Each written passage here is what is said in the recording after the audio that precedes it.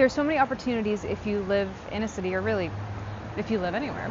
You can use a tree, you can use a wall, you can connect to your breath, connecting to an ab ribbon, which actually I don't have my ab ribbon on today, but imagining that there's something tied at the base of your ribs while you do this breath work to more deeply connect to your core, and more deeply connect to the regulation of your breathing, so that you have feedback that your breathing is controlled and you are keeping your breathing slow, and you're using some level of a forced exhalation within your controlled breathing without moving to hyperventilation to keep your carbon dioxide levels on the higher side. And this is something I call, well, not only me, I mean, I'm inspired by all the giants that came before me who have studied hypercapnic training. So this is elevating the carbon dioxide slightly to not only increase your carbon dioxide threshold, which ultimately is training you to have less stress in your body, but also when the CO2 increases in your body,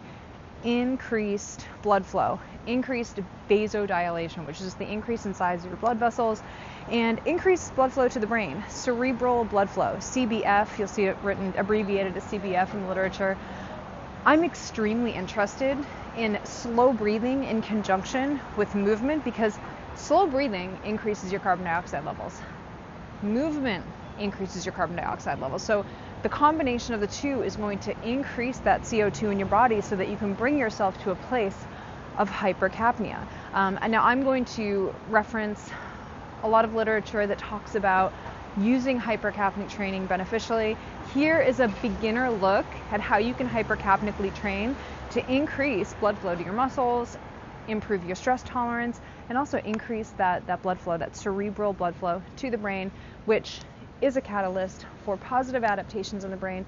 Not only a positive adaptation, but also for preventing cognitive decline. It's wonderful. So let's go. We're going to slow the breathing down. I'm in the city, so there's a bench here. And on the bench, I'm just going to do some very slow squatting.